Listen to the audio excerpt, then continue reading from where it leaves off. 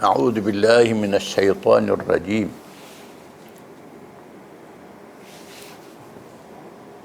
الذين يأكلون الربا لا يقومون إلا كما يقوم الذي يتخبطه الشيطان من المس. ذلك بأنهم قالوا إنما البيع مثل الربا أحل الله البيع وحرم الربا فمن جاءه موعظة من ربه فانتهى فله ما سلف وأمره إلى الله ومن عاد فأولئك أصحاب النار هم فيها خالدون يمحق الله الربا ويربي الصدقات والله لا يحب كل كفار أثيم إن الذين آمنوا وعملوا الصالحات وأقاموا الصلاة وآتوا الزكاة لهم أجرهم عند ربهم ولا خوف عليهم ولا هم يحزنون يا أيها الذين آمنوا اتقوا الله وذروا ما بقي من الربا إن كنتم مؤمنين فإن لم تفعلوا فأذنوا بحرب من الله ورسوله فإن تبتم فلكم رؤوس أموالكم لا تظلمون ولا تظلمون وإن كان ذو عسرة فنظرة إلى ميسرة وأن تصدقوا خير لكم إن كنتم تعلمون. Maksudnya, orang-orang yang makan, yakni mengambil riba, sama ada makan ataupun ambil riba, tidak dapat berdiri malaikat seperti berdirinya orang yang kemasukan syaitan lantaran tekanan penyakit gila.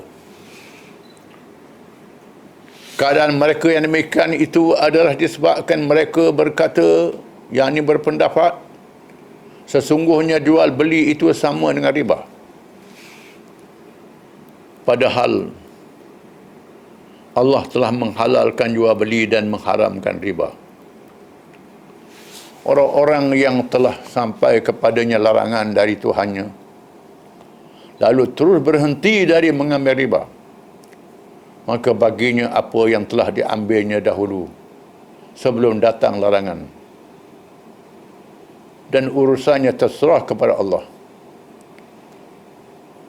Orang yang kembali mengambil riba, maka orang itu adalah penghuni neraka, mereka kekal di dalamnya. Allah memusnahkan riba dan menyuburkan sedekah. Dan Allah tidak menyukai setiap orang yang tetap dalam kekafiran dan selalu berbuat dosa.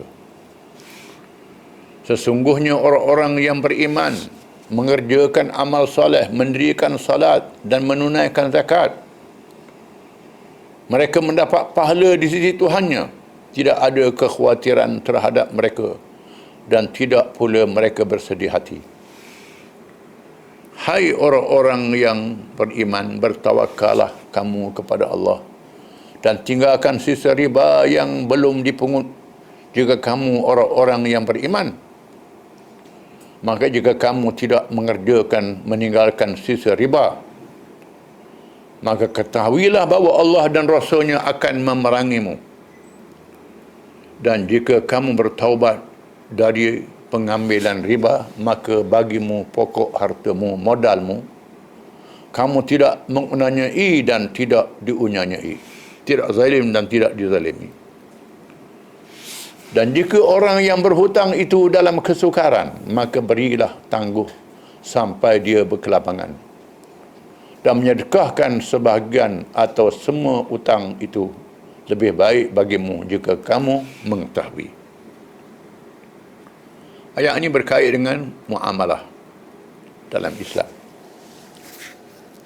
berkait dengan riba. Riba ialah mengambil lebihan dalam perniagaan, dalam pinjaman dengan cara yang tidak halal. Ulama fiqh membagikan dua, riba nasa' dan riba al-fadal. Riba nasa' ni ialah menetapkan lebihan. Bila beri hutang, Dia tetapkan berapa peratus kena bayar tambah dalam tempoh sekian. Tempoh setahun berapa peratus kalau tangguh itu. Bukan bayar hutang tu saja, dia tetapkan berapa peratus dalam tempoh sekian-sekian. Itu riba nasab. Yang tak ada khilaf kalangan ulama haramnya. Tak ada khilaf langsung. Yang kedua, riba al-fadal. Iaitu riba memberi pinjam barang, bayar dengan barang. Beri pinjam beras, beri pinjam gandum dengan gandum, daging dengan emas dengan emas. Bayar dengan emas, beri hutang dengan emas, bayar dengan emas juga. Tak tahu kurang atau lebih. Maka tak dibenarkan. Dibenarkan menukar barang dengan syarat unjuk-berunjuk dalam majlis. Kalau tangguh boleh jadi riba, akan jadi kurang. Maka Islam tak mengizinkan. Boleh jadi penipuan. Ambil barang dengan orang, banyak bila bayar tak cukup. Mudah nak tipu. Dalam bab ini, terdapat kekhilafan kalangan ulama. Ada ulama mengharamkan benda dia sebut saja. Gandum dengan gandum, emas dengan emas, perak dengan perak. Benda lain tak sebut dalam hadis. Mengikut khabar yang asahnya, termasuklah benda lain. Bukan disebut dalam hadis. Ini mazhab Zahiri. Dia ambil apa yang zahir dalam hadis saja. Ikan dengan ikan tak masuklah, tak sebut dalam hadis ikan. Jadi, barang yang sama. Kalau barang yang berlainan tak ada masalah, bukan riba. Emas dengan perak, daging dengan beras, tak ada masalah. Ini beras dengan beras. Masyarakat kita zaman dulu, biasa nak buat kenduri, pinjam beras. Bayar dengan beras balik. Itu riba, tak boleh. Itu riba al-fadal. Riba nasak tak ada khilaf kalangan ulama. Termasuk dalam dosa besar. Kan dia beri amalan dalam Quran. Dia beri amalan dalam hadis Nabi SAW. Antara ayat-ayat yang dibaca ni, alladzina yakulun riba la yakhumuna illa kama yakhum li takhabbatu syaitan minal mas. Orang yang makan riba tidaklah bangun, yakni tidak bangkit pada hari kiamat kelak. Bila bangkit hari kiamat, dia bangkit macam orang gila yang dirasuk oleh syaitan. Kerana di atas dunia ni, dia gila nak harta. Tamak nak harta. Ikut nafsu je. Dalam Islam, hutang ni adalah tolong-menolong dalam masyarakat. Dan sebab itu, disebut dalam hadis Isra' dan Mi'raj. Menarik hadis ni. Ulama khilaf. Nabi tengok, dia tulis di pintu syurga, orang yang beri sedekah 10 kali ganda. Yang beri hutang berbelah kali ganda. Lebih pada 10. Lalu malaikat Nabi tanya Jibril, wahai Jibril, macam mana ni? Beri hutang dapat pahala besar pada beri sedekah. Jibril kata orang bersedekah boleh jadi dia orang berada, kamu beri sedekah kat dia. Orang berhutang ni orang terdesak. Itu sebab tu beri hutang lebih afdal pada beri sedekah. Itu ada hadis Isra' dan Mi'raj. Kerana orang berhutang ni betul-betul orang terdesak. Tiba-tiba ambil peluang berniaga daripada orang yang terdesak ini. Beri hutang ke dia 1,000 dalam tempoh sebulan, lebih pada sebulan kena tambah 1,100. 1,020 tambah bunga. Setengah orang dia pakai faedah. Faedah apa? Tak ada faedah. Bukan faedah tu, tak ada faedah. Nama je faedah. Termasuklah muamalah bank pada hari ini, pinjaman itu masuk, itu riba. Riba ni diharamkan oleh semua agama samawi. Bukan saja Islam. Agama samawi. Termasuk agama Yahudi. Cuma Yahudi ni dia pindah kitab dia. Riba dengan Yahudi tak boleh. Riba dengan bangsa lain boleh. Itu Yahudi. Untuk kaum dia saja haram. Sama orang boleh. Itu satu ajaran yang sesat, menyeleweng pada agama Allah. Allah Ta'ala bandingkan mereka yang makan riba laksana orang gila. dibangkitkan pada hari kiamat,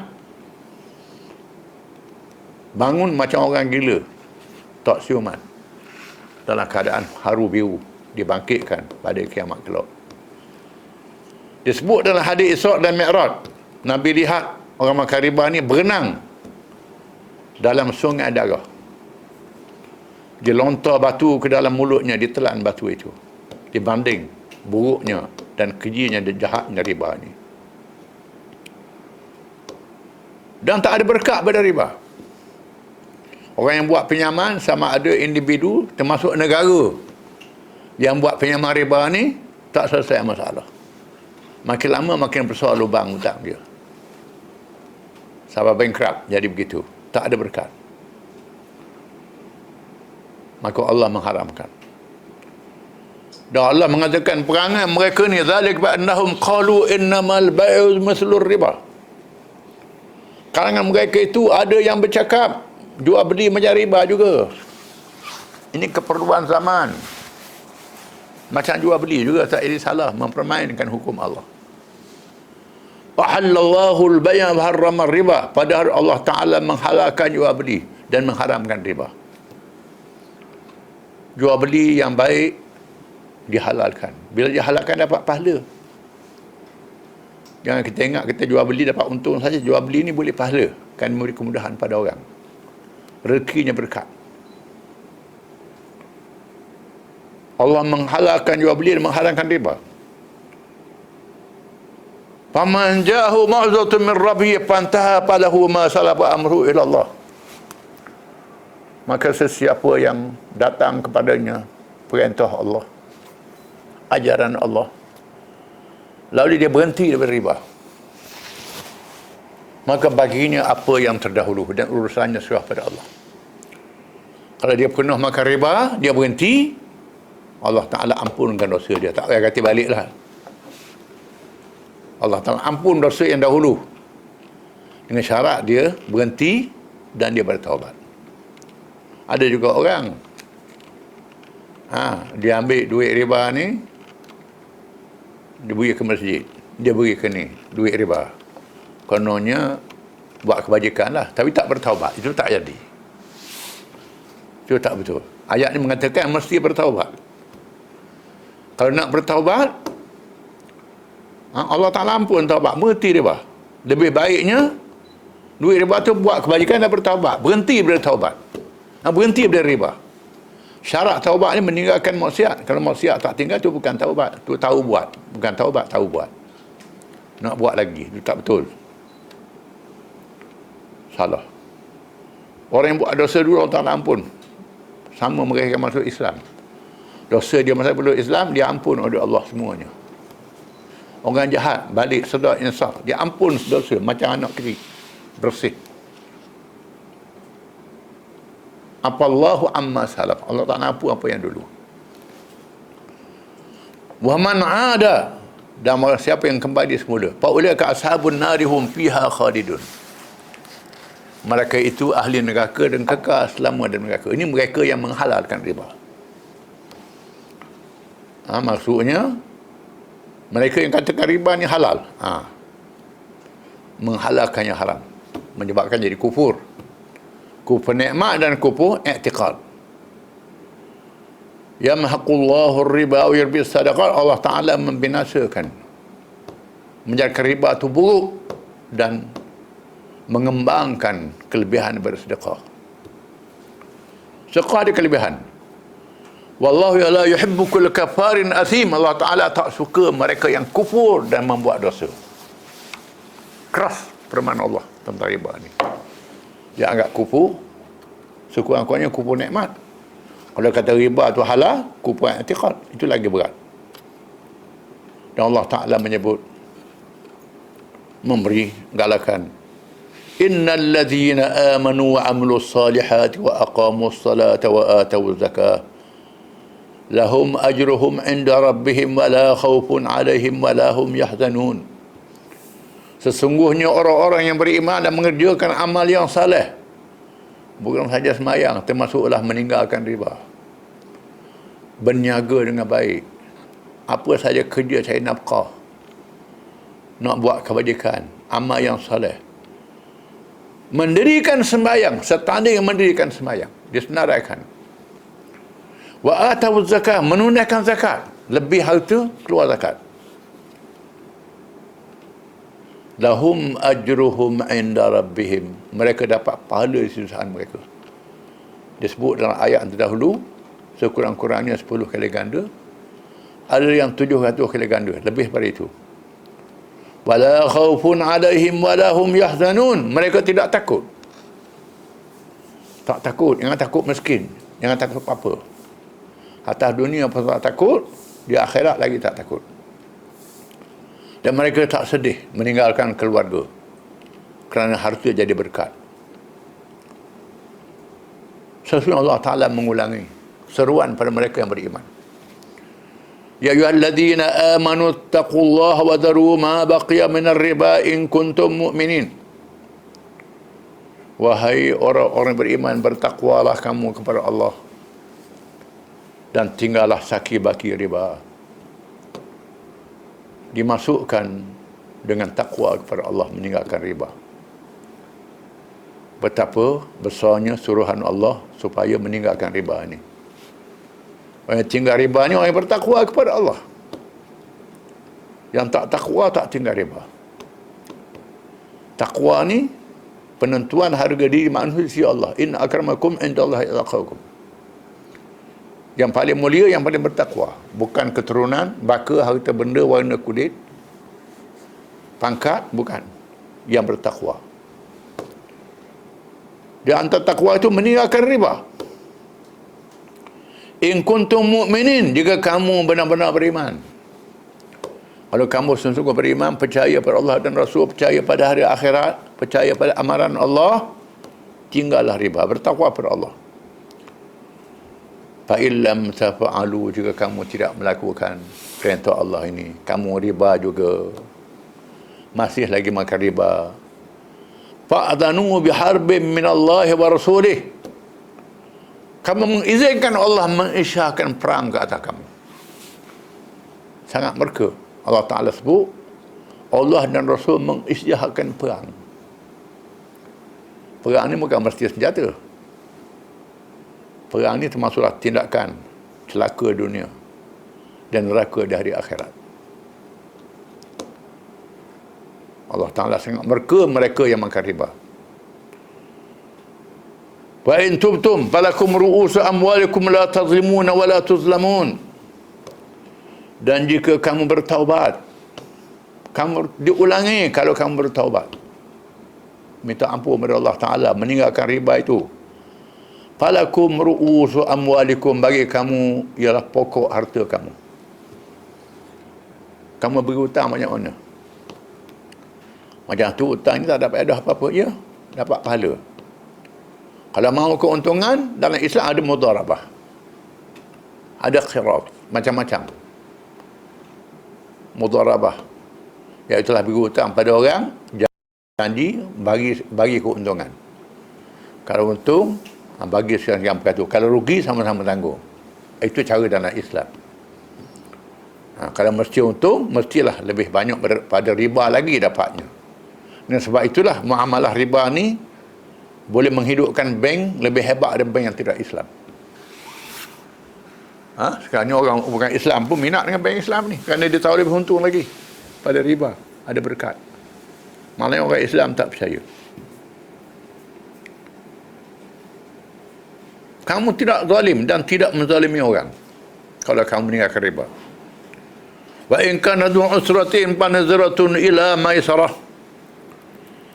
Jika sekiranya orang yang kamu beri pinjam itu dalam kesusahan, maafkanlah dia. Beri tempoh pada dia sehingga dia senang. Dapat pahala. Di mana orang yang betul-betul tak mampu nak bayar hutang, kita beri peluang pada dia, dapat pahala. Orang yang beri peluang ni, pahala dia sebut dalam Quran, dapat pahala. Pahala yang sangat besar, menangguhkan orang yang berhutang bayar hutang. Pahala yang sangat besar dari Allah Ta'ala. Dapat pahala beri hutang, dapat pahala menangguhkan Nanti orang tu tipu, dia mampu bayar, dia tak bayar. Tipu dia boleh dosa, kita boleh pahala. Jangan susah. Oh, dia tipu ni. Tipu itu hadiah dengan Tuhan. Tapi kita maafkan dia, tak apa, tangguh, beri tangguh. Kita dapat pahala. Kalau dia tipu, dia boleh dosa. Itu kelebihannya. Wa antasaddaqu khairul lakum in kuntum ta'lamun. Kalau kamu beri sedekah pada dia, kamu tahu dia memang tak mampu sampai bila-bila. Memanglah tak ada harapan nak bayar hutang. Wa antasaddaqu, kamu sedekah ke dia. Tak apalah, halalkan hutang itu. Khairul lakum, lebih baik bagi kamu. In kuntum ta'lamun, kalau kamu tahu. Ini pahala sangat besar di sisi Allah Ta'ala. Diringankan hisab pada hari kiamat. Orang yang bersedekah pada mereka yang berhutang, tolong dia, kena bantu dia, memang dia tak ada harapan, selamatkan dia, tak bayar-bayar dah. Sangat besar pahala pada hari kiamat. Masalahnya hari kiamat ni orang tak percaya. Orang percaya dunia saja. Itu masalah kitanya. Kalau kita balik pada Islam, menjalinkan hubungan yang baik antara satu sama lain, termasuk dalam aspek ekonomi. Cukup sekali itu. Wallahu a'lam. Alhamdulillah rabbil alamin.